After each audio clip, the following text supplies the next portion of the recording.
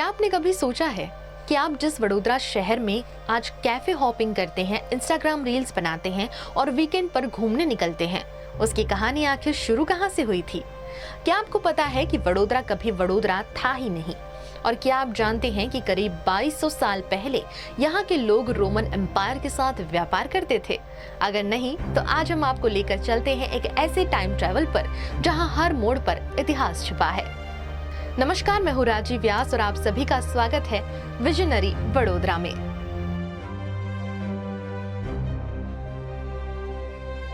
ये कहानी है संस्कारी नगरी वडोदरा की।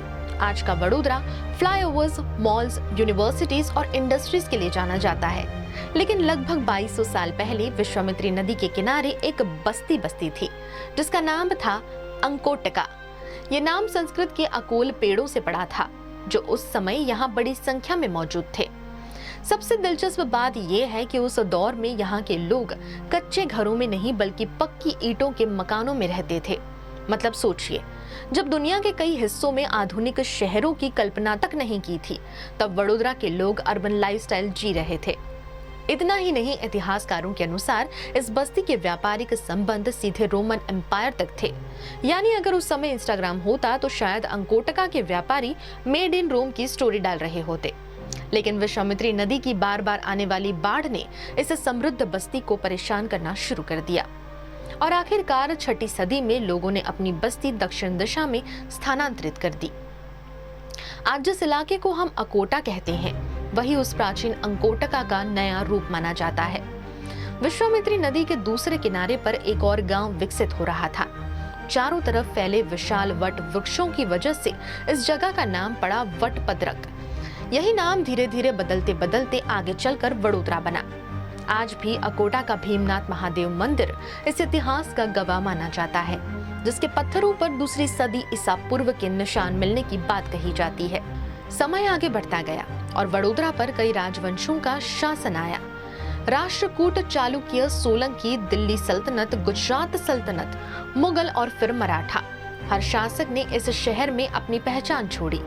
सोलंकी राजा सिद्धराज जयसिंह के समय वटपद्रक एक बड़ा कमर्शियल हब बन चुका था। यहाँ व्यापार फल फूल रहा था और अंकोटका जैन संस्कृति का महत्वपूर्ण केंद्र बन गया था। फिर आया साल 1511, जब सुल्तान महमूद बेगड़ा के पुत्र खलील खान ने एक नया शहर बनाया। नाम था दौलताबाद, और यही दौलताबाद आज का प्रसिद्ध वॉल्ड सिटी है।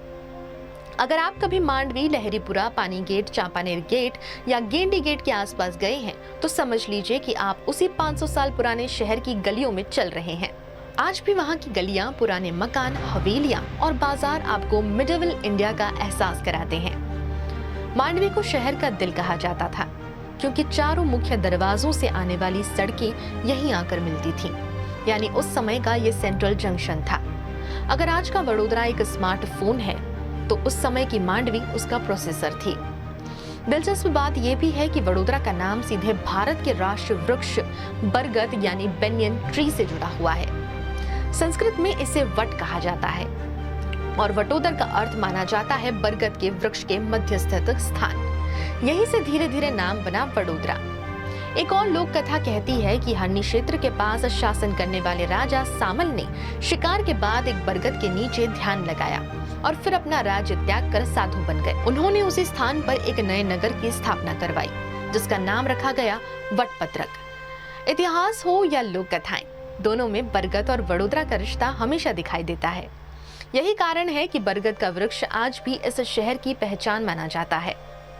अब जरा कल्पना कीजिए, आज जिस शहर में आप traffic, metro project, smart city और मॉडर्न बिल्डिंग्स देखते हैं, वो शहर कभी रोमन व्यापारियों, जैन साधुओं, सुल्तानों, मुगलों और मराठाओं की गतिविधियों का केंद्र था।